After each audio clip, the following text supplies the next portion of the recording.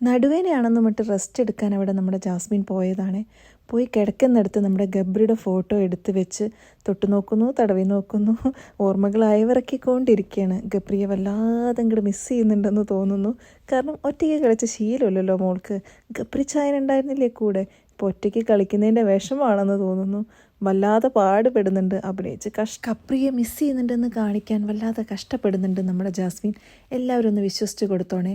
പാവം കുഞ്ഞ് കരഞ്ഞ് കഷ്ടപ്പെട്ട് എന്തൊരു സങ്കടം. പക്ഷേ ജാസ്മിൻ്റെ ഈ കാണിക്കൽ കാണുമ്പോൾ എനിക്ക് മനസ്സിലാവാത്തൊരു കാര്യമാണ്, ഗബ്രിക്കൊന്നും ആയിട്ടൊന്നുമില്ലല്ലോ. ഗബ്രി ഗെയിമിൽ നിന്ന് പുറത്ത് പോയിട്ടല്ലല്ലോ. അതിന് എന്തിനാ കുട്ടി ഇത്രയും കടന്ന് കാണിക്കുന്നത്?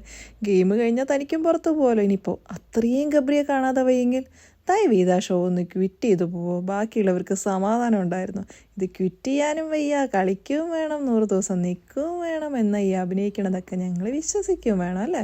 സത്യത്തിൽ ഗബ്രി പോയ ശേഷം കോണ്ടന്റ് ഇല്ലാതെ കഷ്ടപ്പെടുകയാണ് ജാസ്മിൻ. കാരണം ഇവരുടെ മെയിൻ കോണ്ടന്റ് എന്ന് പറയുന്നത് ഈ ഒരു ലവ് സ്ട്രാറ്റജി ആയിരുന്നല്ലോ. അതില്ലാതെ ഇപ്പോൾ എന്ത് ചെയ്യുന്നറിയാതെ ഒരു കഷ്ടപ്പാടിലാണ് നമ്മുടെ ജാസുമോള്.